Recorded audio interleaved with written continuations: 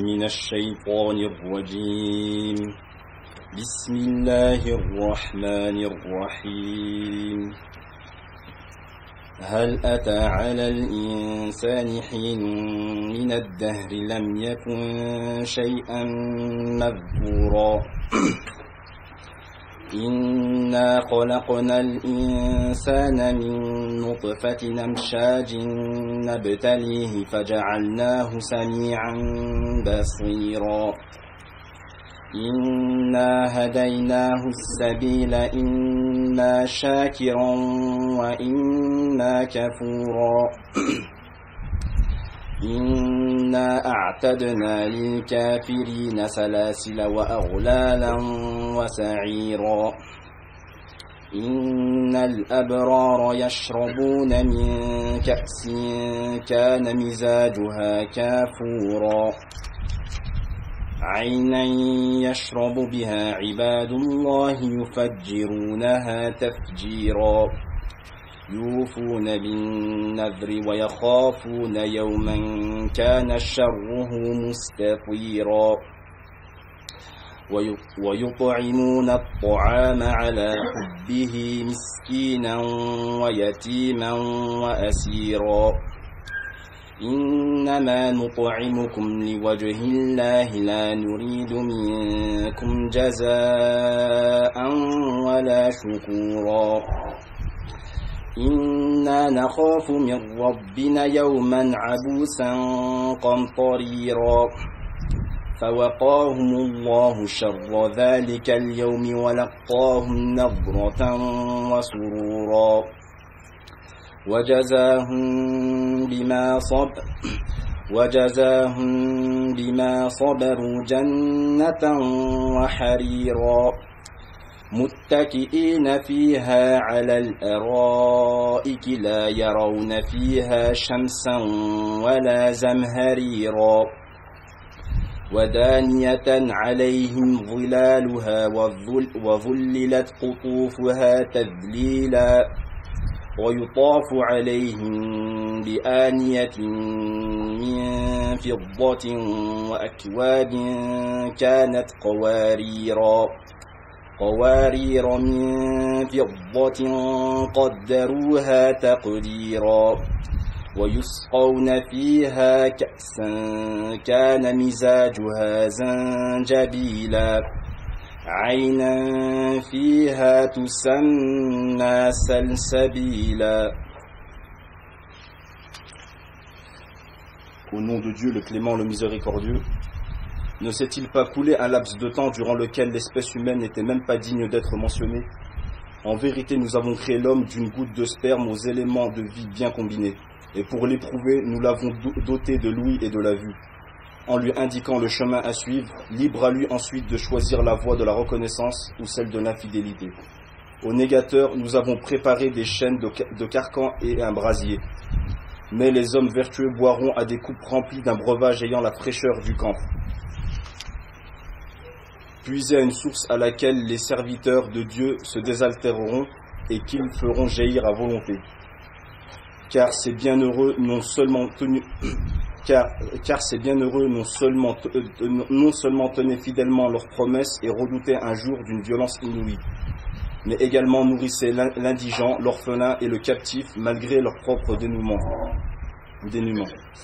En disant, nous vous nourrissons uniquement pour l'amour de Dieu, sans attendre de vous ni récompense ni remerciement. En vérité, nous redoutons surtout de la part de notre Seigneur un jour chargé d'angoisse et de malheur. Et c'est ainsi que Dieu les préservera d'un mal d'un tel jour,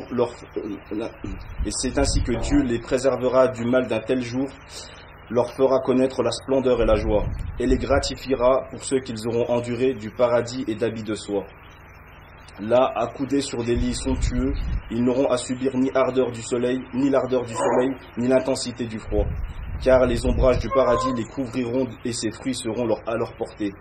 Et l'on fera circuler parmi eux des vases d'argent et de coupes transparentes, des coupes cristallines en argent dont le contenu sera dosé à leur convenance.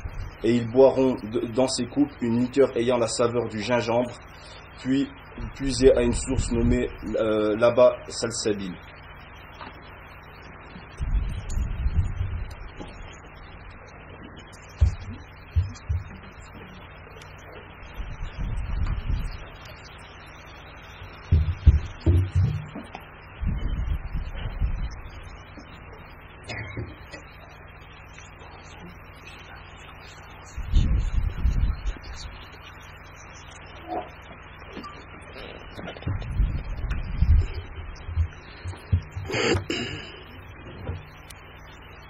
أعوذ بالله من الشيطان الرجيم بسم الله الرحمن الرحيم والصلاة والسلام على أشرف الأنبياء والمرسلين سيدنا محمد وعلى آله وصحبه أجمعين أما بعد السلام عليكم ورحمة الله. C'est encore un plaisir de vous recevoir encore une fois aujourd'hui et pendant cette série de conférences du Ramadan, série qui a pour thématique le prophète sallallahu alayhi wa sallam. Donc le frère, Inch'Allah, vient nous réciter donc, les versets de Salat al-Insan. Donc voilà, donc, pour rappel, ceux qui n'étaient peut-être pas là, donc, qui ne l'ont pas vu, donc, la dernière fois c'était Cheikh Youssouf Ebram, donc imam à la mosquée de Genève, qui l'avait fait sur la personnalité du prophète sallallahu alayhi wa sallam. Et donc on va continuer aujourd'hui avec l'amour du prophète sallallahu alayhi wa sallam. Donc ceux qui ont raté la dernière conférence, sachez que vous pouvez la revisionner donc, sur le site internet tawhid.tv. Et encore une fois, donc aujourd'hui on est toujours en direct. Et ceux qui nous regardent pourront poser vos questions. Vous pourrez poser vos questions, Inch'Allah, via le formulaire. Je les recevrai ici, Inch'Allah, on en traitera dans la mesure où elles sont sur le sujet, Inch'Allah.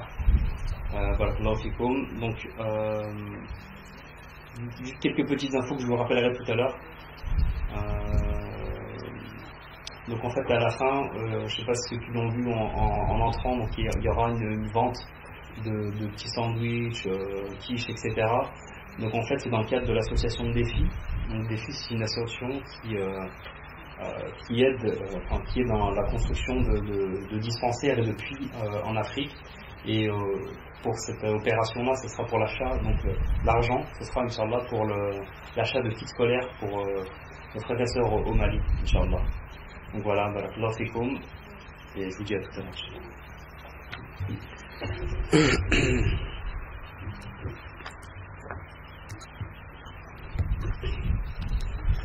بسم الله الرحمن الرحيم إن الحمد لله نحمده ونستعينه ونستغفره ونعوذ بالله من شرور أنفسنا وسيئات أعمالنا من يهده الله فلا مضل له ومن يضلل فلا هادي له وأشهد أن لا إله إلا الله وحده لا شريك له وأشهد أن سيدنا ونبينا محمدا عبد الله ورسوله بعثه الله بالهدى ودين الحق ليظهره على الدين كله ولو كره المشركون فبلغ الرسالة وأدى الأمانة ونصح الأمة ودعا إلى الله بالحكمة والموعظة الحسنة وجاهد في الله حق جهاده وعبد ربه حتى أتاه اليقين فصلى الله عليه وعلى آله وأصحابه والتابعين ومن تبعهم بإحسان إلى يوم الدين وسلم تسليما كثيرا سبحانك اللهم لا علم لنا إلا ما علمتنا إنك أنت العليم الحكيم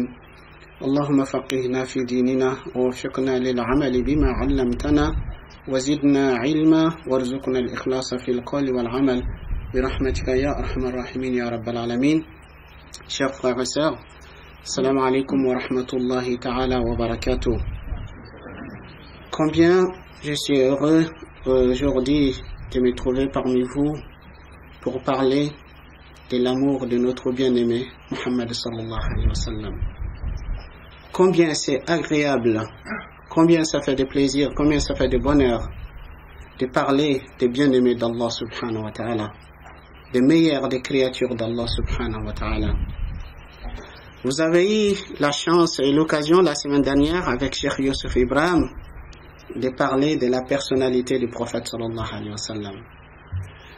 Je pense que quiconque parmi vous qui a assisté à cette conférence, qui a pris connaissance de qui était le prophète Muhammad sallallahu alayhi wa sallam, se rendra en évidence que le prophète sallallahu alayhi wa sallam, il est celui qui est digne de notre amour. Donc il faut savoir que l'amour du prophète sallallahu alayhi wa sallam est un devoir religieux, est une obligation. L'amour du prophète sallallahu alayhi wa sallam fait partie des fondements de la foi, fait partie des fondements de la religion. On ne pourra pas être un véritable croyant, un véritable musulman, tant qu'on n'aimera pas le prophète sallallahu alayhi wa sallam. Et non seulement qu'on doit aimer le prophète sallallahu alayhi wa sallam, mais le prophète sallallahu alayhi wa sallam, il doit être aimé de nous plus que toute autre personne, plus que toute autre chose qu'on aime dans cette vie. Donc, il faut savoir que Allah subhanahu wa ta'ala dit dans le Coran au sujet de l'amour d'Allah et l'amour de son prophète dans Surat At-Tawbah, Surat 9, verset 24. Allah subhanahu wa ta'ala il dit قل إن كان آباؤكم وأبناؤكم وإخوانكم وأزواجكم وعشيرتكم وأموال اقترفتموها وتجارة تخشون كسادها ومساكن ترضونها أحب إليكم من الله ورسوله وجهاد في سبيله فتربصوا حتى يأتي الله بأمره والله لا يهدي القوم الفاسقين.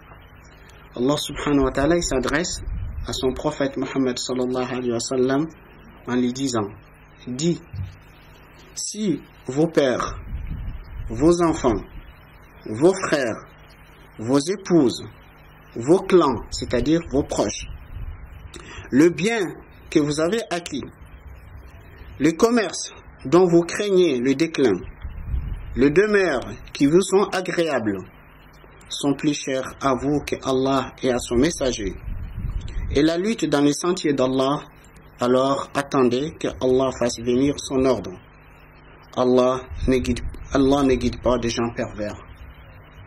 Donc Allah dit au prophète Muhammad sallallahu alayhi wa sallam: ô Muhammad, dites aux croyants, si vos parents, si vos enfants, si vos frères et sœurs, si vos conjoints, si vos proches, si vos biens, vos commerces, les demeures qui vous sont agréables, si toutes choses-là sont plus chères à vous que Allah et son messager, et la lutte dans le sentier d'Allah, alors attendez que Allah fasse venir son ordre. En fait, ici, quand il dit attendez que Allah fasse venir son ordre, c'est une menace terrible.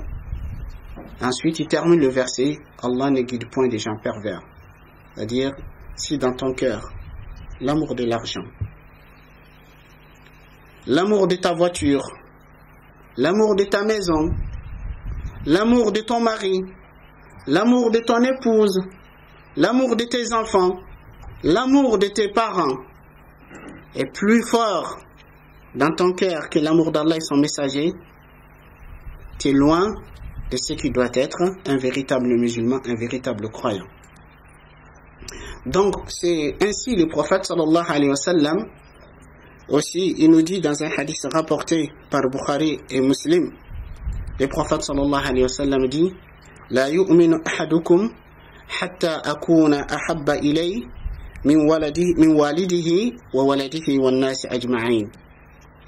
Aucun d'entre vous ne sera un véritable croyant tant que je ne serai pas plus aimé de lui que son père, son fils et tous les gens. Aucun d'entre vous ne sera un véritable croyant tant que je ne serai pas plus aimé de lui que son père, son fils et tous les gens. Et donc, vous voyez à travers le verset que je viens de vous réciter, et ces hadiths du prophète sallallahu alayhi wa sallam nous démontrent que non seulement on doit aimer le prophète pour être un véritable croyant, mais le prophète il doit être aimé de nous plus que toute chose qu'on aime dans cette vie. Donc, Abdullah ibn Hisham, il dit, lorsque nous étions avec le prophète sallallahu alayhi wa sallam, et le prophète il tenait Omar ibn al-Khattab par la main, et Omar lui dit: ô messager d'Allah, certes, je t'aime plus que toute autre chose.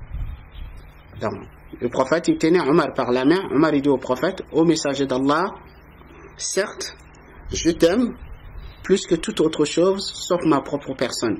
C'est-à-dire, tout ce que j'aime dans la vie, toi tu es plus aimé de moi plus que toute autre chose. Sauf que je ne t'aime pas plus que ma propre personne. Le prophète sallallahu alayhi wa sallam, il dit: Walladhi nafsi biyadi, hatta akuna ahabba ilayk min nafsik.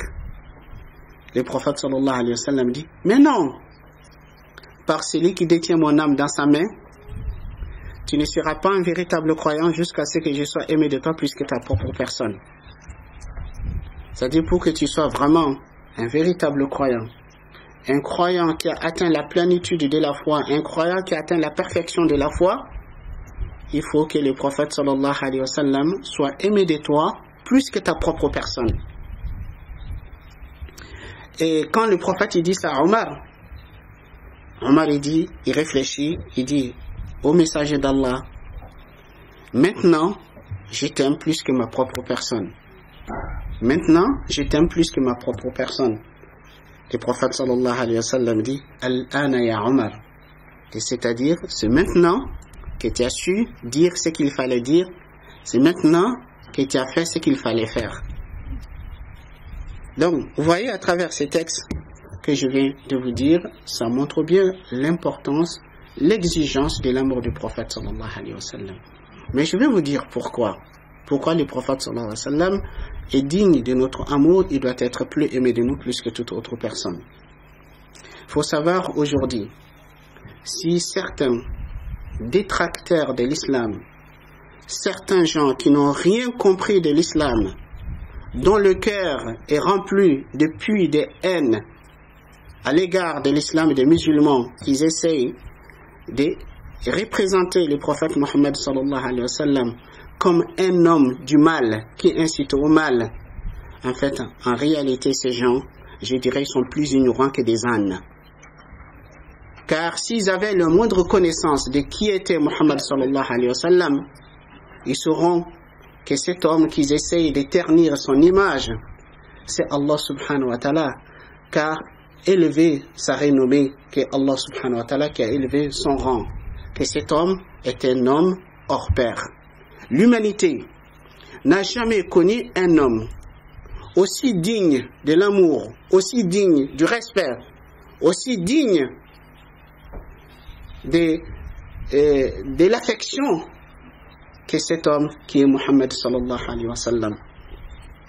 Donc il faut savoir que le musulman, le croyant, ne pourra pas connaître la douceur de la foi tant que Allah et son messager ne seront pas plus aimés de lui plus que toute autre chose.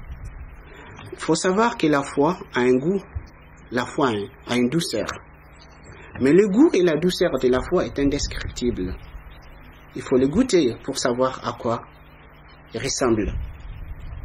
Le prophète sallallahu alayhi wa sallam nous dit dans un hadith rapporté par Bukhari et Muslim, عن أنس بن مالك رضي الله عنه قال قال رسول الله صلى الله عليه وسلم ثلاث من كن فيه وجد بهن حلاوة الإيمان أن يكون الله ورسوله أحب إليه مما سواهما أن يحب المرء لا يحبه إلا لله وأن يكره أن يعود في الكفر بعد إذا أنقذه الله منه كما يكره أن يقذف في النار.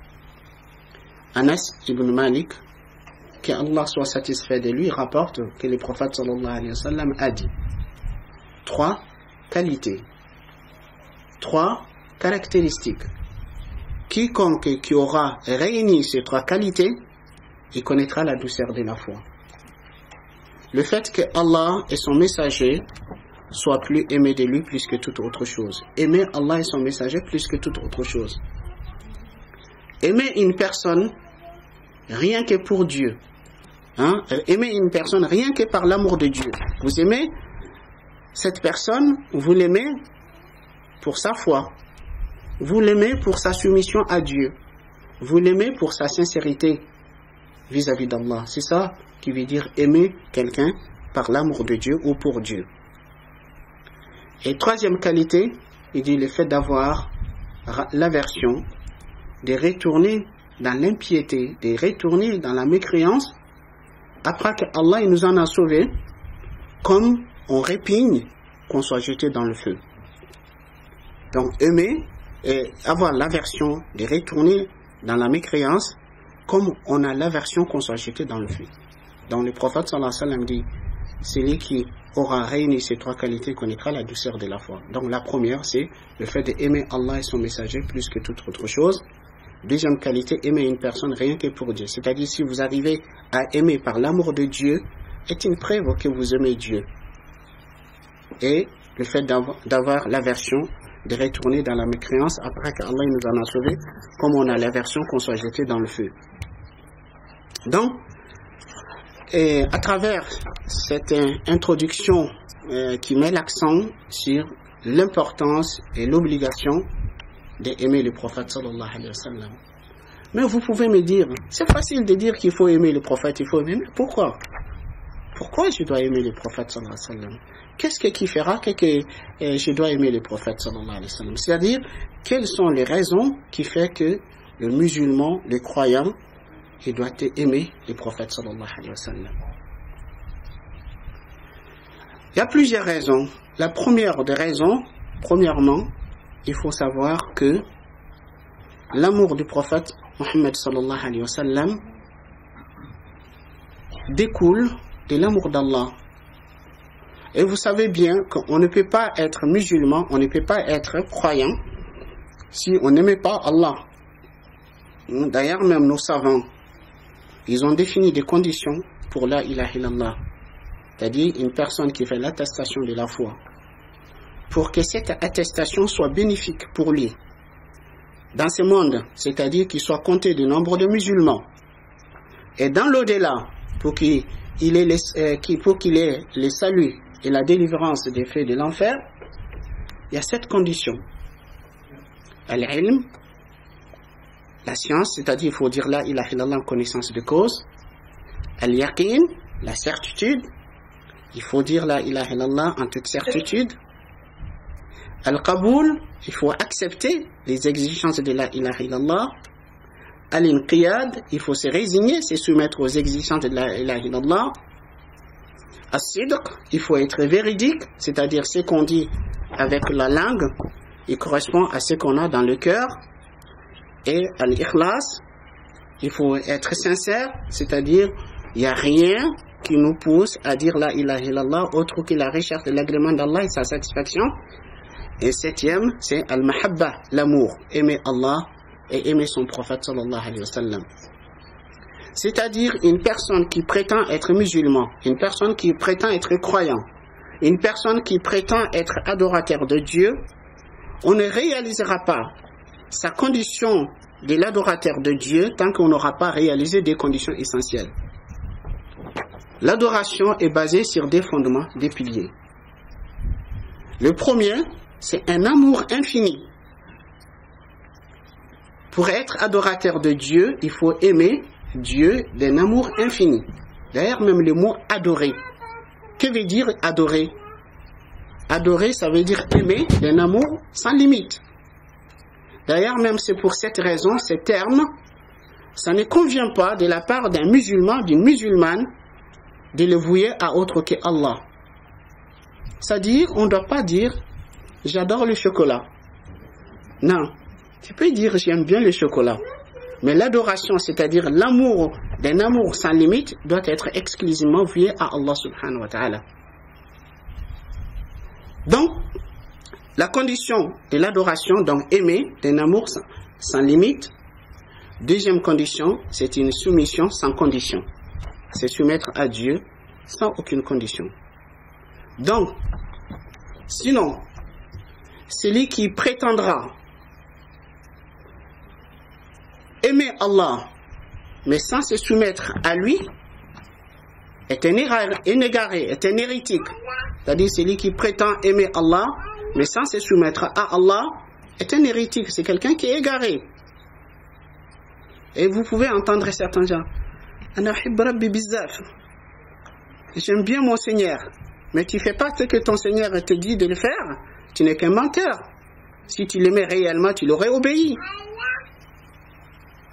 Donc, prétendre aimer Dieu sans se soumettre à lui, c'est une hérésie.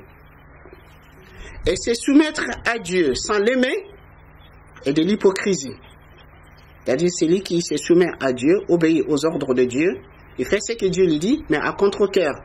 Il n'aime ni Dieu, ni son prophète, donc c'est un hypocrite. Les hypocrites à l'époque du prophète, ils faisaient salat, ils priaient, ils jeûnaient, ils s'acquittaient de la zakat, ils participaient au djihad, ils faisaient tout comme le musulman. Mais la différence entre eux et les vrais musulmans, c'était quoi? Les vrais musulmans, ils étaient portés par un amour, par une sincérité envers Allah, tandis que les hypocrites, en faisant tout cela, ils portaient la haine et la colère à l'encontre d'Allah et son messager. Donc pour être un vrai adorateur de Dieu, il faut aimer Dieu, il faut se soumettre à lui. Donc, si on doit aimer Dieu, donc on doit aimer son prophète sallallahu alayhi wa sallam. Donc l'amour du prophète sallallahu alayhi wa sallam fait partie des exigences de l'amour d'Allah subhanahu wa ta'ala.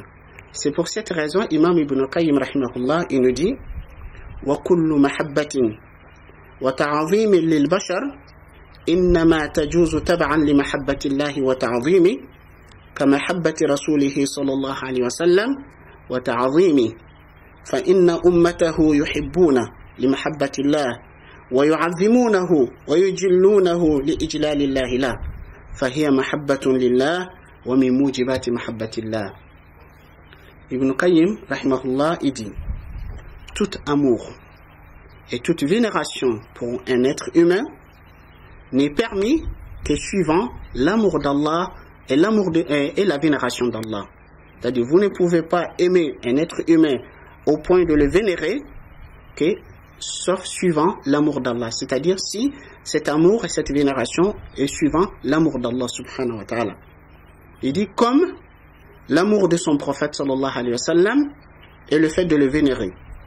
Il dit certes, sa communauté, c'est-à-dire la communauté de Muhammad sallallahu alayhi wa sallam, sa communauté l'aime par l'amour de Dieu, le vénère par la vénération d'Allah pour lui. Il dit alors, donc c'est un amour pour Dieu et fait partie des exigences de l'amour de Dieu. Donc, la première raison qui fait que le prophète sallallahu alayhi wa sallam doit être aimé de nous, si on aime Allah, on doit aimer le prophète sallallahu alayhi wa sallam.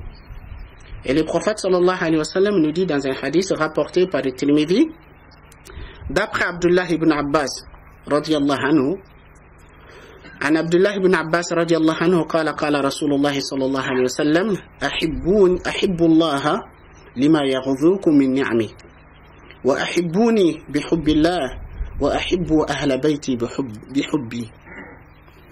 Imam Tirmidhi rapporte dans son recueil Al-Jami' d'après Abdullah ibn Abbas que Allah l'agrée, qui rapporte que le prophète sallallahu alayhi wa sallam a dit aimez Allah pour ses bienfaits dont il ne cesse de vous combler. Donc, c'est-à-dire, le prophète sallallahu alayhi wa sallam nous invite à prendre du temps, de réfléchir, de méditer, de voir tout ce que Dieu nous donne. Malheureusement, l'homme, comme Allah nous dit, l'homme est un être ingrat.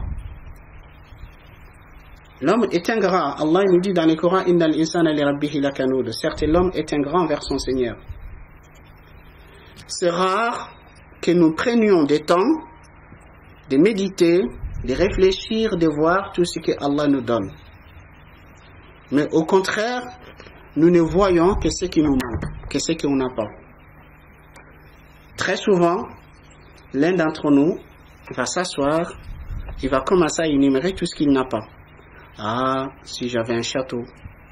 Ah, si j'avais une belle voiture. Ah, si j'avais une belle maison. Ah, si j'avais ceci, si j'avais cela. Ah, il me manque ceci. Ah, il me manque cela. On ne fait qu'énumérer ce qu'on n'a pas, ce qui nous manque.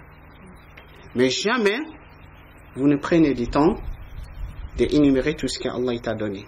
Et cependant, Allah nous dit wa in ta'uddu ni'matallahi la tuhsuha. Si vous essayez à énumérer les bienfaits d'Allah, les bienfaits qu'Allah vous accorde, vous n'arriverez jamais à les recenser. La vie n'est-elle pas un bienfait de Dieu? Est-ce que c'est arrivé à un moment donné de prendre du temps de dire merci Allah, tu m'as donné la vie?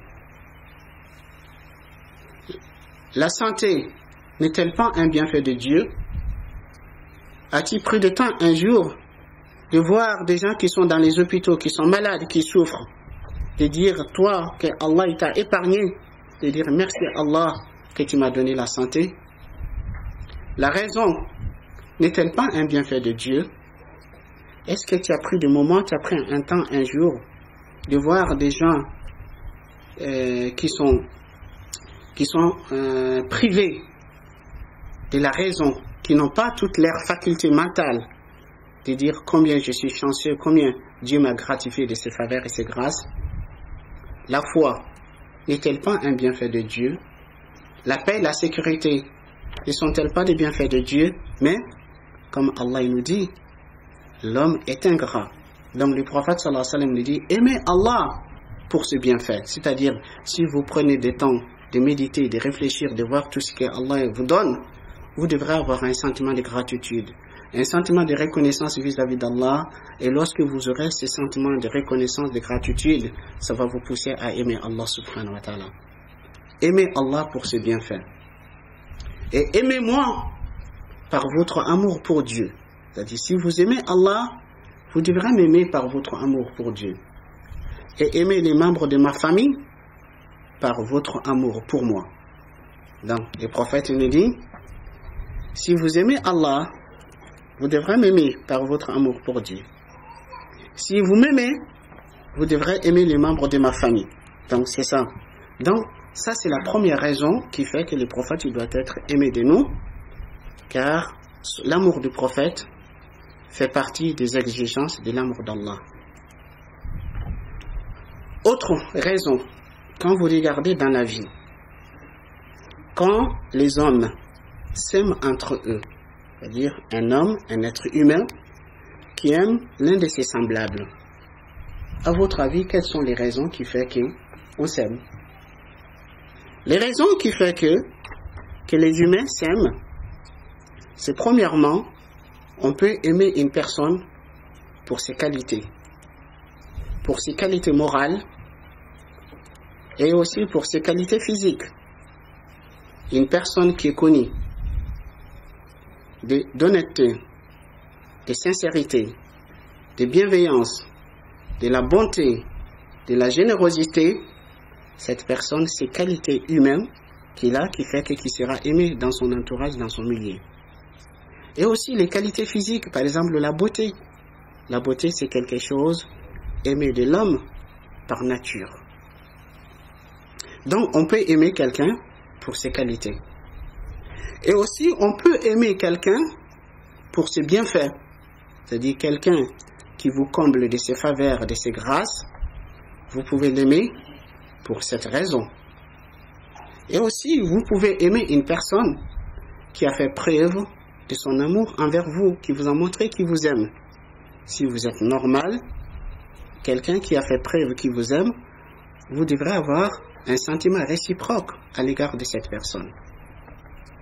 Donc, quand vous regardez toutes ces raisons que je viens de vous citer, et que vous regardez dans la vie de Muhammad sallallahu alayhi wa sallam, vous vous rendrez en évidence qu'il est réellement, si on peut aimer une personne pour ses qualités, si on peut aimer une personne pour ses bienfaits, si on peut aimer une personne pour le fait qu'il a montré des preuves qu'il vous aime, vous vous rendrez compte que le prophète Muhammad sallallahu alayhi wa sallam, il est celui qui est digne de tout notre amour.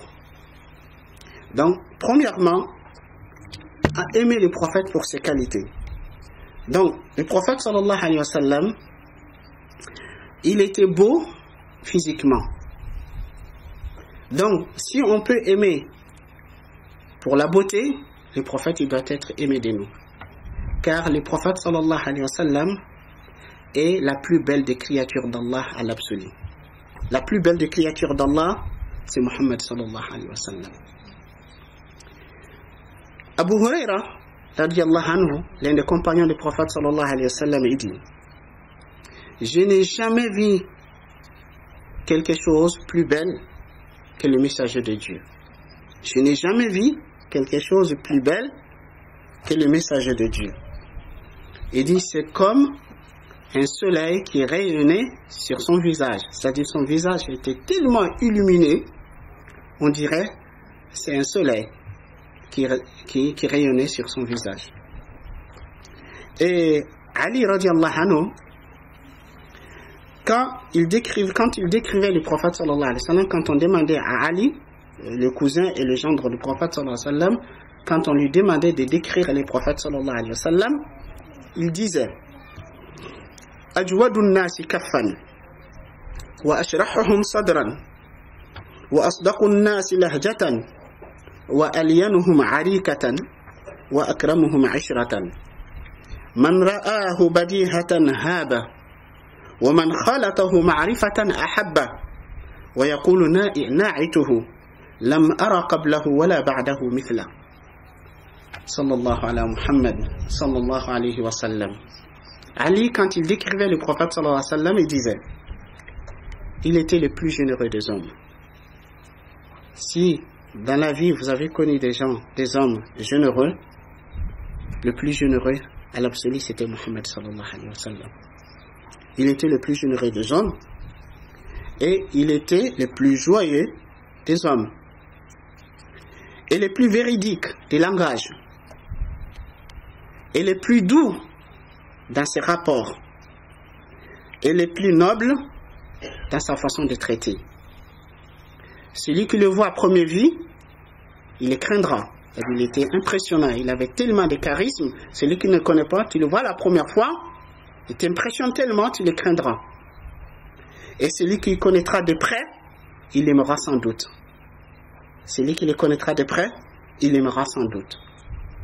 Et celui qui veut le décrire, il pourrait dire je n'ai jamais vu quelque chose, ni avant lui, ni après lui comme lui. Et celui qui veut le décrire, il pourrait dire je n'ai jamais vu quelque chose, ni avant lui, ni après lui, comme lui. Donc vous voyez, ainsi les compagnons décrivaient la beauté du prophète sallallahu alayhi wa sallam. Et Ma'bad, cette dame que le prophète il a rencontrée lors de l'hijra, lors de l'immigration, quand le prophète il a quitté la Mecque pour aller à Médine, dans le désert, ils ont trouvé une tente. À un moment donné, ils avaient épuisé leur approvisionnement. Ils vont vers cette tente, peut-être ils pourront trouver quelque chose. Et quand ils arrivent, ils trouvent une dame. Et Abu Bakr lui dit as-tu quelque chose à nous offrir en tant qu'hôte ou à nous vendre? Elle leur dit si j'avais quelque chose, vous ne serez pas dans le besoin de me le demander. Elle dit je suis assez généreuse de vous l'offrir de moi-même sans que vous me le demandiez. Et à ce moment, le prophète sallallahu alayhi wa sallam, il voit une vieille brebis tellement affaiblie, tellement maigre, elle ne pourra plus aller au pâturage. Le prophète sallallahu alayhi wa sallam lui dit tu nous autorises à traire cette brebis? Elle s'étonne. C'est-à-dire cette brebis, ça fait depuis, elle donne plus de lait. Ça fait de très longtemps. Donc, elle regarde le prophète sallallahu alayhi wa sallam. Le prophète dit tu nous autorises à traire cette brebis? Elle dit ben, elle n'a pas de lait, allez-y. Allez-y. Le prophète sallallahu alayhi wa sallam lui dit apporte-nous un récipient. Elle apporte un récipient. Le prophète sallallahu alayhi wa sallam, de ses mains nobles, elle touche les mamelles. Il touche les mamelles de la brebis en prononçant les noms d'Allah, en disant Bismillah, il fait dua et ça se remplit de lait. Et le prophète il traite la brebis, il remplit les récipients du lait. En fait, le prophète il donne à la dame de boire pour qu'elle sache que c'est vraiment, c'est pas un trompe-l'œil. Hein? Elle lui donne, elle boit. Ensuite, il donne à leur guide, il boit. Et ensuite, le prophète sallallahu alayhi wa sallam donne à Abu Bakr, il boit, et le prophète sallallahu alayhi wa sallam, il boit en dernier. Ensuite, il traite encore, il remplit le récipient du lait, il laisse à la dame, et s'en vont. Et la dame, elle ne croit pas à ses yeux. Est-ce que ce que je viens de voir, c'est une réalité ou un rêve?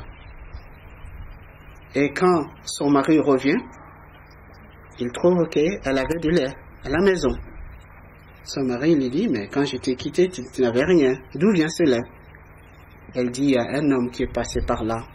C'est un homme béni. Il doit être forcément l'homme qui est recherché par les Mécois. Si ce n'est pas lui, si c'est un magicien, il doit être le plus grand magicien du monde. Et son mari lui dit, décris-le, comment il est cet homme? Donc, voyez, la description physique du prophète sallallahu alayhi wa sallam, tous les savants qui ont décrit les prophètes physiquement, ils se sont basés sur les récits et la description de cette dame. Elle était d'une éloquence et d'une précision exceptionnelle. elle va décrire le prophète d'une longue description. Bon, juste j'ai pris une petite partie, puisque j'ai pas le temps. Déjà, même en arabe, les mots sont difficiles. Hein? Donc, mais parmi les choses qu'elle a dit au sujet du prophète sallallahu alayhi wa sallam, elle dit Ajmalun nas min ba'id wa ahlahu wa ahsanuhu min qarib. Il dit, il est le plus beau des hommes de loin. Quand tu le vois de loin, il est le plus beau. Et le plus agréable. Le plus agréable et la plus belle des hommes, de près. De loin, il est le plus beau. De près, il est le plus agréable et aussi le plus beau. Bon, quand elle va décrire le prophète sallallahu alayhi wa sallam, à la fin, son mari va dire, certes, c'est le prophète qui est recherché par le mieux quoi. Donc, vous voyez, le prophète sallallahu alayhi wa sallam était beau. Et une fois, le prophète sallallahu alayhi wa sallam était assis à l'un des compagnons. C'était une nuit de la pleine lune. Les compagnons, ils regardaient le visage du prophète sallallahu alayhi wa sallam. Ils regardaient la pleine lune. Ils regardaient le visage du prophète. Ils regardaient la pleine lune. Le prophète dit, mais qu'est-ce que tu fais? Il dit, par Dieu, messager d'Allah, je ne sais pas, entre toi et la lune, je ne sais pas laquelle est plus beau. Lequel est plus beau? Donc, vous voyez, ainsi était la beauté du prophète sallallahu alayhi wa sallam, sa beauté physique. Et sa beauté morale était encore plus belle que la beauté physique. Car il suffit que Allah subhanahu wa ta'ala qui en témoigne de la beauté, de la moralité du prophète sallallahu alayhi wa sallam.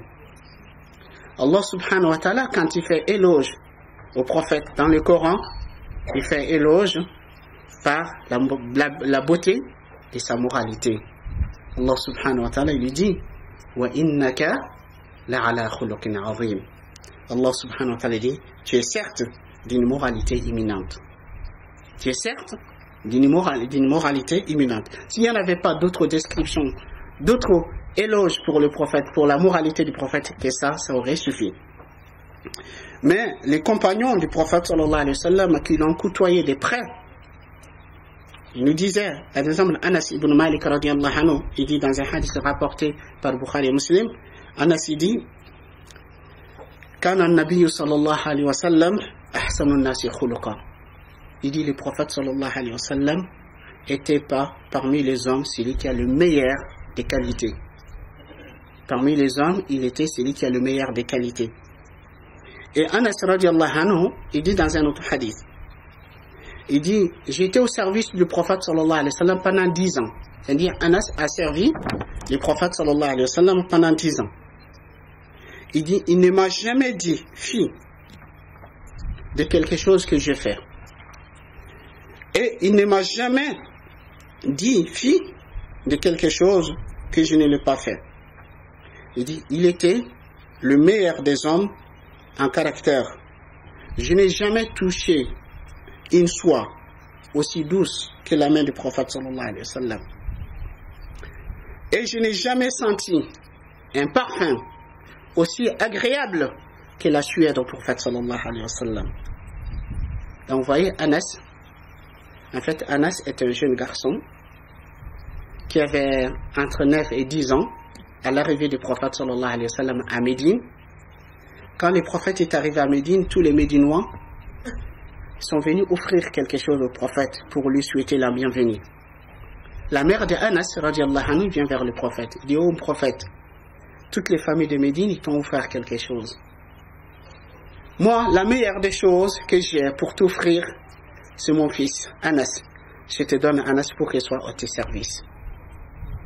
Donc Anas, il va vivre dans la maison du prophète sallallahu alayhi wa sallam jusqu'à la mort du prophète sallallahu alayhi wa sallam. J'ai servi le prophète pendant 10 ans. Il ne m'a jamais reproché quoi que ce soit. Pendant 10 ans. Je ne dis pas pendant 10 minutes. Pendant 10 ans, il ne m'a jamais reproché quoi que ce soit. Il ne m'a jamais dit un jour quelque chose que j'ai fait, pourquoi as-tu fait telle chose? Ou quelque chose que je n'ai pas fait, pourquoi n'as-tu pas fait telle chose? Vous imaginez quelle indulgence, quelle patience. Pendant 10 ans, un garçon,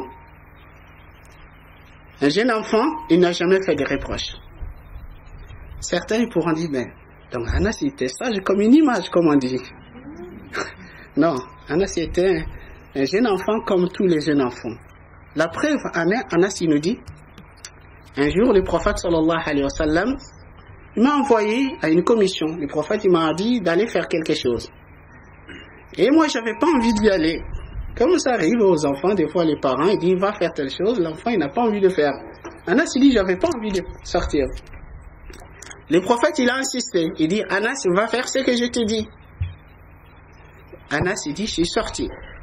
Quand je me suis trouvé dans la rue, j'ai vu des gamins en train de jouer, des gamins de mon âge en train de jouer, je me suis arrêté avec eux et j'ai joué avec eux. J'ai oublié la commission du prophète sallallahu alayhi wa sallam. Il dit, le prophète attendait mon retour. Et Anas ne revenait pas. Et le prophète sallallahu alayhi wa sallam, il est sorti pour aller voir qu'est-ce qui se passe. Le prophète, il sort, il arrive dans la rue, il trouve Anas en train de jouer avec les gamins. Imaginez-vous, tu envoies ton fils de 10 ans, ou ta fille de 10 ans, va faire telle chose, il sort dans la rue, il s'arrête, il s'amuse, il joue, et il ne revient pas. Je sais pas, ceux d'entre vous qui sont parents, quelle réaction, quelle attitude que vous aurez vis-à-vis de votre enfant? J'imagine. Mais Anas, vous savez qu'est-ce que le prophète il a fait? Anas il dit, le prophète sallallahu alayhi wa sallam, quand il est arrivé à moi, il m'a pris la tête, il m'a pris comme ça, il a tourné la tête, il dit Anas, va faire ce que je t'ai dit. Rien que ça. Sallallahu alayhi wa Muhammad sallallahu alayhi wa sallam. Donc voyez, Anas il dit pendant 10 ans, le prophète ne m'a jamais reproché quoi que ce soit. Je ne sais pas, moi qui vous parle aujourd'hui, je vais être honnête et sincère avec vous. Je ne pense pas que je peux passer une journée sans faire des reproches à mes enfants. Une journée. Je ne dis pas 10 jours ou un mois ou non. Une journée. Je ne pense pas, wallah alam. Je ne sais pas, mes enfants, ils peuvent me dire, peut-être si ça m'arrive. Donc, vous, est-ce que parmi vous, il y en a qui peuvent me dire, moi j'ai passé une journée sans rien reprocher à mes enfants?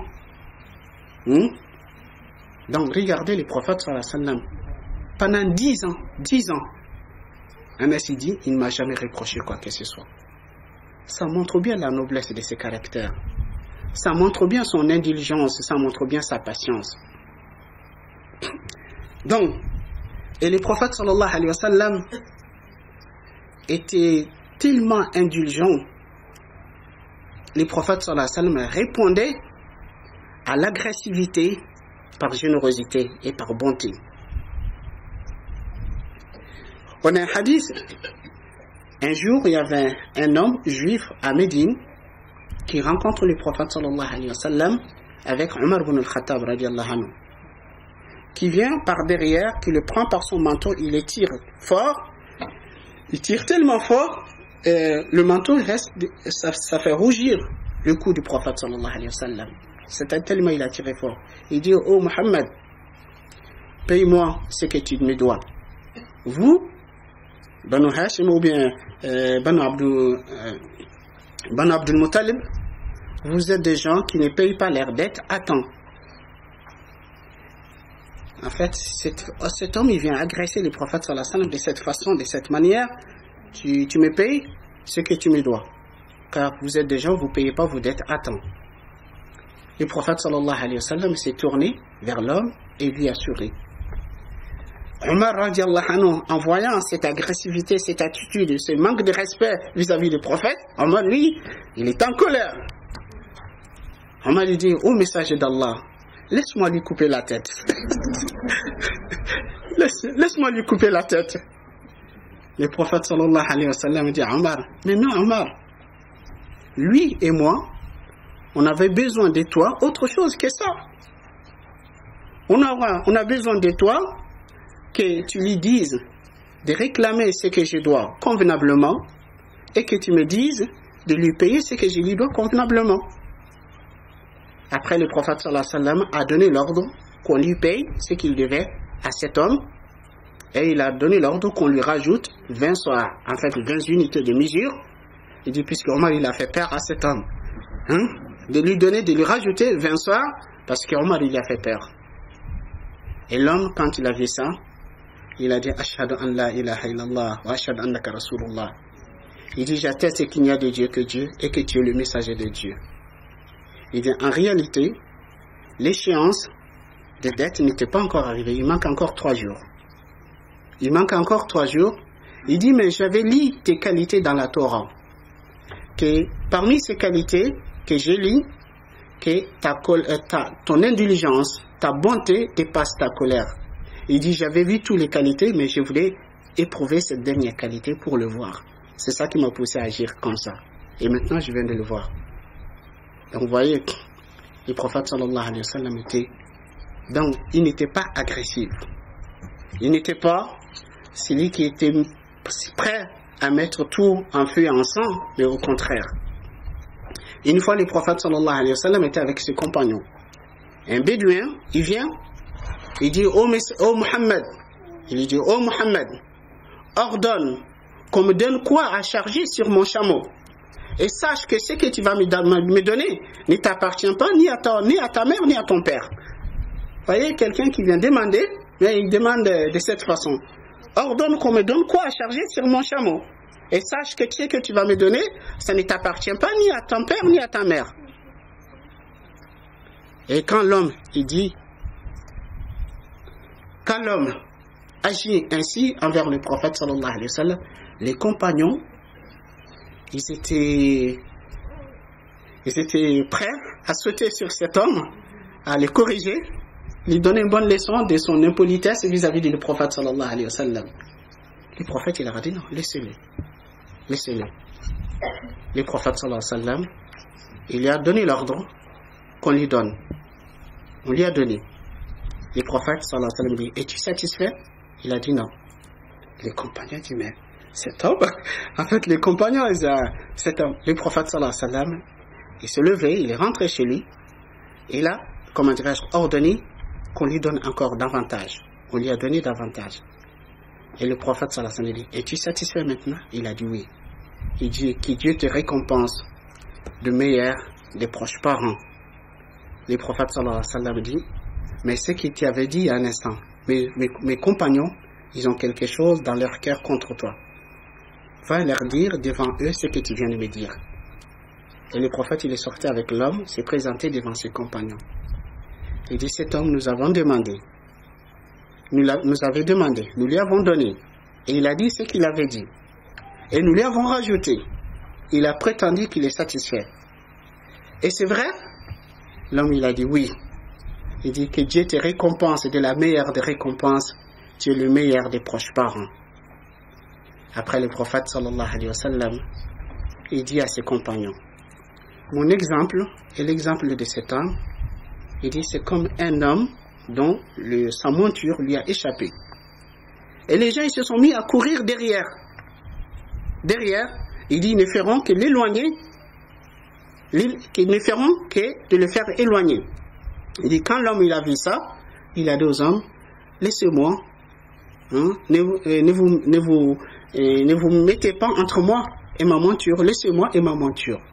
Et qu'il a pris quelques brindilles de la terre et qu'il s'est allé vers sa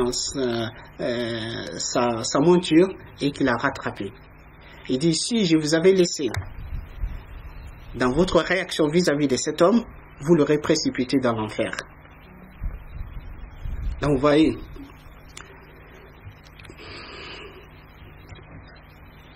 comment le prophète sallallahu alayhi wa sallam était indulgent et était généreux. Et même face à ceux qui essayaient, qui cherchaient à l'assassiner. Une fois lors d'une expédition, le prophète sallallahu alayhi wa sallam était avec ses compagnons. À un moment donné, le prophète s'était mis à l'écart. Il y a un homme parmi les ennemis, quand il a vu le prophète loin de ses compagnons, il dormait. Il est descendu de haut de la montagne, il est venu discrètement jusqu'à ce qu'il s'est tenu auprès de la tête du prophète sallallahu alayhi wa sallam. Il a levé son épée. Et le prophète il dormait. Il dit, oh Muhammad, qui est-ce qui te protégerait contre moi aujourd'hui? Le prophète il a ouvert les yeux. Il a regardé l'homme. Il a dit, Allah. Ça dit, c'est Allah qui me protégera. À peine le prophète dit Allah, l'homme il s'est mis à trembler. Et son épée il est tombé de la main. Le prophète il a pris l'épée. Le prophète dit, et toi, qui est-ce qui te protégera contre moi? l'homme lui dit, oh Muhammad, sois le meilleur des deux qui a pris l'épée. Le prophète lui a rendu son épée, il dit, va-t'en, je te pardonne. Donc ainsi le prophète sallallahu alayhi wa sallam était, était beau physiquement, était beau moralement. Si on peut aimer une personne pour sa beauté, le prophète sallallahu alayhi wa sallam, il doit être aimé de nous plus que toute autre personne. Autre raison, troisième raison, j'ai dit, on aime quelqu'un pour ce bienfait. Celui qui nous comble de ses grâces et ses faveurs et ses services, on l'aime. Il faut savoir que le meilleur, le plus grand des bienfaiteurs à notre égard, après Allah subhanahu wa ta'ala, c'est le prophète Muhammad sallallahu alayhi wa sallam. Car c'est par ces biais que nous avons connu Allah. C'est par ces biais que nous avons connu l'islam. C'est par ces biais que nous avons connu la foi, qui est le plus grand des bienfaits d'Allah subhanahu wa ta'ala. Le comble des bienfaits d'Allah, c'est la foi et l'islam. C'est pour cette raison, Allah subhanahu wa ta'ala, les jours où la religion était parachevée, Allah dit, Al-yawma akmaltu lakum dinakum wa atmamtu alaykum ni'mati. Aujourd'hui, j'ai parachevé pour vous votre religion et je vous ai comblé de mes bienfaits. Le comble des bienfaits d'Allah, c'est l'islam, c'est la foi. C'est grâce à Allah, c'est par le biais du prophète sallallahu alayhi wa sallam que nous avons connu Allah et nous avons connu la foi et l'islam.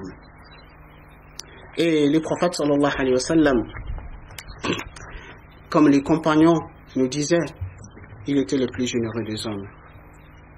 Donc, autre raison qui fait que le prophète sallallahu alayhi wa sallam, il doit être aimé de nous, c'est le fait que le prophète nous a aimés.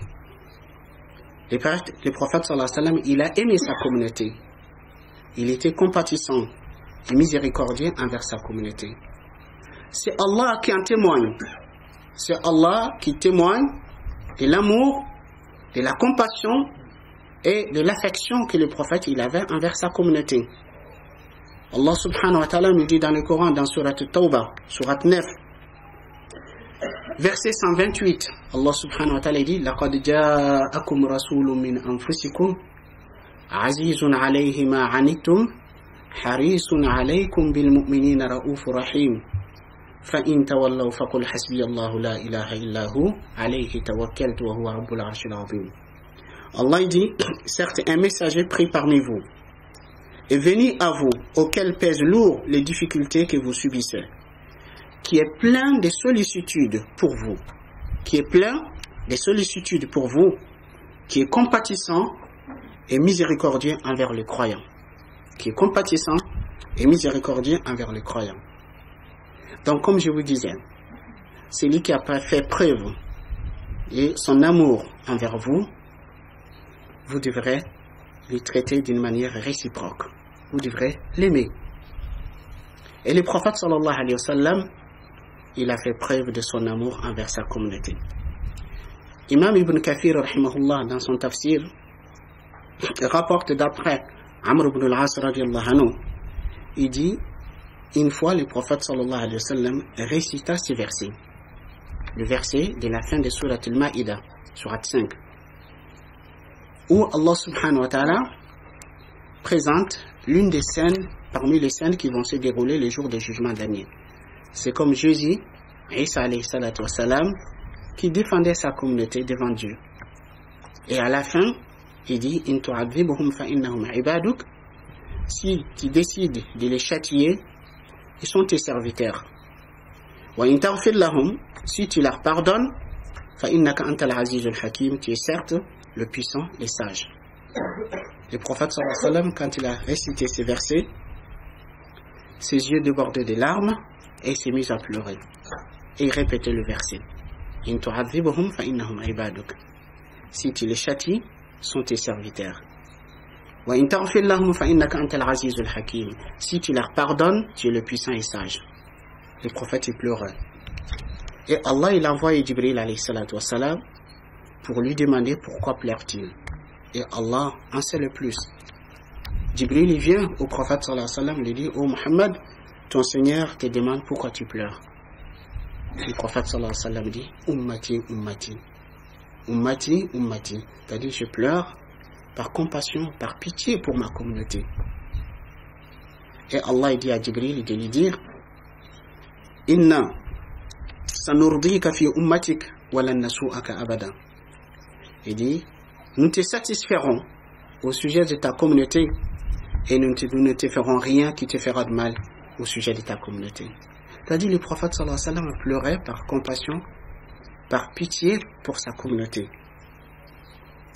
Et le prophète sallallahu alayhi wa sallam, une autre preuve qui prouve l'amour du prophète sallallahu alayhi wa sallam envers sa communauté, c'est son altruisme envers sa communauté. Le prophète sallallahu alayhi wa sallam a fait preuve de l'altruisme vis-à-vis de sa communauté.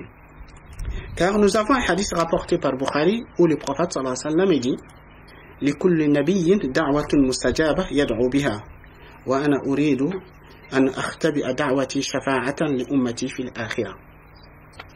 Le prophète sallallahu alayhi wa sallam dit Dieu a promis une invocation exaucée à chaque prophète. Chacun des prophètes et chacun des messagers, Allah leur a promis une invocation qui les exaucera pour eux. Et dans une autre version du même hadith, le prophète dit tous les prophètes, ils ont fait leur invocation. Sauf moi, je l'ai réservé une intercession en faveur de ma communauté. Je ne sais pas si vraiment vous imaginez la portée de ces hadiths. Imaginez-vous qu'on dit à l'un d'entre vous Allah t'a promis une invocation, un dua. Quoi que tu demandes à Allah, Allah il t'accordera. Allah il t'a promis un dua. Ce que tu lui demandes, il t'accordera. Billahi alaykum, je vous demande. L'un d'entre vous, quand on vous dit tu as un dua, Allah il t'a promis tout ce que tu lui demandes, il t'accordera. Vous penserez à qui? Vous allez penser à qui? À votre propre personne. Vous allez faire ce dua pour vous. Mais regardez le prophète sallallahu alayhi wa sallam, Allah il a promis un dua. Au lieu d'invoquer Allah pour lui, il dit je l'ai réservé pour ma communauté. Est-ce que ceci n'est-il pas une preuve de son amour envers sa communauté? Certes oui. Donc le prophète sallallahu alayhi wa sallam, il nous a aimés. Donc c'est pour cette raison on doit aimer les prophètes sallallahu alayhi wa sallam. Et aussi c'est par cet amour, par cette compassion que ça arrivait des fois les prophètes sallallahu alayhi wa sallam s'empêchaient d'accomplir certaines adorations par crainte que ça ne devienne une obligation. Par exemple comme la Tarawih, les prières nocturnes pendant le mois de Ramadan, le prophète il en a fait avec ses compagnons 3 ou 4 fois. Après, il s'arrêtait de le faire par la crainte que ça ne devienne une obligation. Et très souvent, les prophètes sallallahu alayhi wa sallam s'empêchaient de faire certaines choses ou d'ordonner certaines choses à sa communauté par la crainte que ça ne devienne une obligation. Donc, tout cela, c'est des preuves de l'amour du prophète sallallahu alayhi wa sallam envers nous. Bon, maintenant, je crois la question qu'on se pose. C'est vrai, je ne me rendais pas compte de tout cela. Maintenant, je suis convaincu qu'il faut aimer les prophètes. J'aimerais bien aimer les prophètes sallallahu alayhi wa sallam. J'aimerais bien que les prophètes soient aimés de moi plus que toute autre chose. Mais que faut-il faire? Que faut-il faire pour que les prophètes sallallahu alayhi wa sallam soient aimés de nous? Donc, premièrement, si nous voulons aimer les prophètes sallallahu alayhi wa sallam, nous voulons que les prophètes soient aimés de nous plus que toute autre chose, la première des choses à faire, c'est de lui obéir. Obéir à ses ordres et obéir à ses interdictions. Car l'obéissance mène à l'amour. L'obéissance est une preuve de l'amour. Allah subhanahu wa ta'ala nous dit dans le Coran قُلْ إِن كُنْتُمْ تُحِبُّونَ اللَّهَ فَاتَّبِعُونِي يُحْبِبْكُمُ اللَّهُ. Dis si vous aimez Allah, si vous aimiez Allah, suivez-moi, Allah vous aimera. Tu veux aimer le prophète? Suis ses ordres et ses interdictions. Ne lui désobéis pas. Deuxième chose, si on veut aimer le prophète sallallahu alayhi wa sallam, c'est de suivre son modèle et son exemple. Qu'il soit notre modèle, qu'il soit l'exemple qu'on cherche à suivre. Car le prophète sallallahu alayhi wa sallam, il est le plus parfait des modèles, le plus parfait des exemples à suivre. Allah subhanahu wa ta'ala, il nous dit dans le Coran, لَقَدْ كَانَ لَكُمْ فِي رَسُولِ اللَّهِ أُسْوَةٌ حَسَنَةٌ لِمَنْ كَانَ يَرْجُو اللَّهَ وَالْيَوْمَ الْآخِرَ وَذَكَرَ اللَّهَ كَثِيرًا. Surat al-Ahzab, les coalisés, Surat 33, verset 21. Allah dit, en effet, vous avez dans le messager d'Allah un excellent modèle à suivre pour quiconque espère en Allah et au jour dernier et invoque Allah fréquemment. Donc, suivre son modèle, son exemple. Mais quand je dis suivre le modèle et l'exemple du prophète sallallahu alayhi wa sallam, ça ne veut pas dire être superficiel. Car aujourd'hui, il y a certains musulmans qui prétendent suivre le modèle du prophète sallallahu alayhi wa sallam, mais qu'ils ont réduit ce modèle seulement aux aspects apparents. Même dans ces aspects apparents, ils ne ressemblent pas au prophète sallallahu alayhi wa sallam ni à ses compagnons. Le modèle du prophète sallallahu alayhi wa sallam, certes, les aspects apparents ils font partie de son modèle. Mais le modèle le plus important, c'est surtout suivre ses enseignements. C'est surtout suivre ses nobles caractères et ses bons comportements. C'est ça, suivre le modèle du prophète. Sinon, si une personne, à son apparence, il ressemble au prophète sallallahu alayhi wa sallam, mais dans sa conduite, dans son comportement, dans sa façon d'être, il ne ressemble pas au prophète sallallahu alayhi wa sallam, il ressemblerait plutôt à Abdullah ibn Ubay ibn Saloul, ou bien à Abu Jahl à la Mecque, puisqu'il s'habillait de la même façon que le prophète, leur apparence était pareille. Mais la différence, c'était l'intérieur, c'était la conduite et le comportement surtout. C'est pour cette raison, le prophète sallallahu alayhi wa sallam dit à Anas ibn Malik, il dit, oh mon fils, le prophète il dit à Anas, il était élevé chez le prophète, il dit, oh mon fils, si tu peux chaque jour, au lever du jour et au déclin des jours, de ne rien avoir dans ton cœur comme haine, comme colère, comme jalousie à l'égard de qui que ce soit parmi les musulmans, fais-le, car ceci fait partie de ma tradition. Et celui qui fait vivre ma tradition, il m'aura aimé. Et celui qui m'aura aimé sera avec moi dans le paradis. Donc, ce que le prophète sallallahu alayhi wa sallam a recommandé à Anas, c'est surtout d'avoir un cœur net, de purifier son intérieur. Donc, certes, après, donc le plus important, c'est de ressembler au noble caractère, au bon comportement du prophète sallallahu alayhi wa sallam. Si en plus de ça, en apparence, on y ressemble, là, oui. Donc, suivre le modèle du prophète sallallahu alayhi wa sallam. Troisième chose, c'est le fait d'avoir respect pour le prophète sallallahu alayhi wa sallam. Car le respect du prophète sallallahu alayhi wa sallam fait partie du respect d'Allah subhanahu wa ta'ala. Allah nous dit dans le Coran, dans Surat al-Fath, Surat 48, versets 8 et 9, Allah subhanahu wa ta'ala nous dit, Inna arsalnaka shahidan wa mubashiran wa nadhira لتؤمنوا بالله ورسوله وتعزروه وتوقروه وتسبحوه بكرة وأصيلا. Allah dit, nous t'avons envoyé en tant que témoin, annonciateur de la bonne nouvelle et avertisseur, pour que vous croyiez en Allah et en son messager, et que vous l'honoriez, et reconnaissiez sa dignité, et le glorifier matin et soir, c'est-à-dire glorifier Allah matin et soir. Donc il faut avoir du respect pour le prophète sallallahu alayhi wa sallam. On rapporte que Imam Malik ibn Anas, ce grand savant de Médine, à son vivant, il ne marchait jamais à Médine avec ses chaussures. Il marchait pieds nus à Médine. Quand on l'y a interrogé, pourquoi tu fais ça? Il dit, je ne peux pas me permettre de fouler une terre sous laquelle est couché le prophète avec mes chaussures. Il a dit par respect pour le prophète sallallahu alayhi wa sallam. Et quand il a enseigné le hadith ou le fiqh dans la mosquée du prophète sallallahu alayhi wa sallam, il baissait la voix au point où ses disciples, il fallait prêter bien l'oreille pour l'entendre. Et quand on lui dit, mais pourquoi tu fais ça?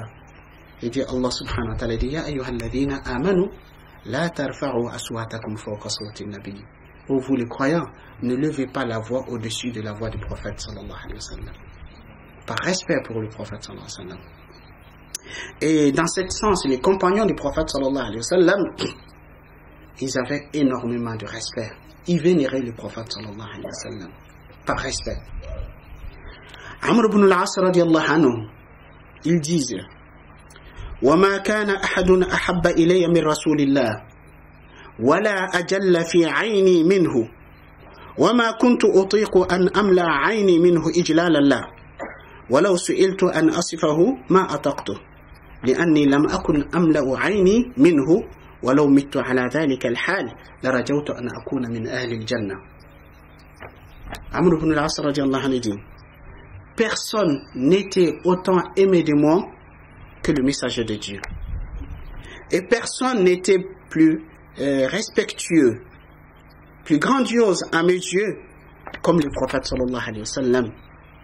Je ne pouvais pas le fixer, je ne pouvais pas le regarder en le fixant par respect vis-à-vis de lui. Il dit, si on me demandait de le décrire, je serais incapable de le faire, car je ne pouvais pas le fixer, je ne pouvais pas le regarder en plein yeux par respect pour lui. Il dit, si je mourais dans cet état, j'aurais espéré d'être des gens du paradis. Quatrième chose, pour aimer le prophète sallallahu alayhi wa sallam, il faut avoir un désir ardent de le rencontrer. Quand vous aimez quelqu'un de vos entourages, vous aimez vos parents, vous aimez vos enfants, vous aimez vos conjoints, vous aimez vos proches parents, imaginez que vous êtes éloigné de cette personne qui vous est chère. Ça ne vous arrive pas à l'esprit de moment de dire qu'il vous manque. Vous avez un désir ardent. Ah, j'aimerais bien le voir. J'aimerais bien entendre ses paroles. J'aimerais bien être à ses côtés. Ça ne vous arrive pas? Donc si vous aimez le prophète sallallahu alayhi wa sallam, il faut que vous ayez encore un sentiment plus fort que ça. Que des moments, vous aimeriez bien, vous vous dites, j'aurais aimé être l'un des compagnons du prophète, qui ne le quitte jamais. J'aurais aimé le rencontrer, j'aurais aimé le voir. Le fait d'avoir un désir ardent de les rencontrer. Ainsi, les compagnons du prophète sallallahu alayhi wa sallam, tellement ils aimaient, ils avaient ce désir ardent. Je vous donnerai un exemple.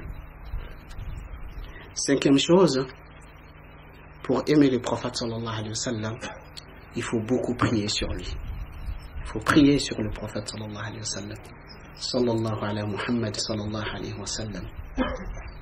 Et le fait de prier beaucoup sur le prophète, c'est un facteur qui nous procure l'amour du prophète.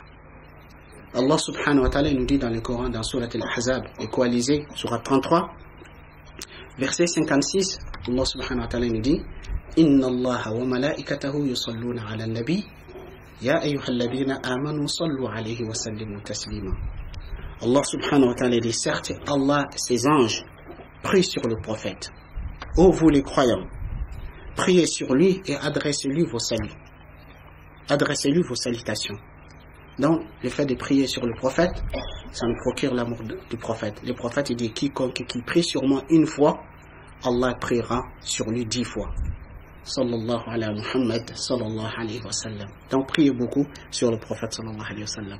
Dernière des choses, qui peut être aussi le premier, c'est le fait d'apprendre à connaître le prophète, sallallahu alayhi wa sallam. À travers sa vie, sa biographie, ses œuvres, ses qualités. Car vous ne pouvez pas aimer quelqu'un que vous l'ignorez. Donc pour l'aimer, il faut le connaître. Pour le connaître, il faut lire, il faut étudier, il faut apprendre à le connaître à travers sa biographie, à travers sa vie. Vous ne pouvez pas parvenir à connaître le prophète sallallahu alayhi wa sallam et ne pas l'aimer.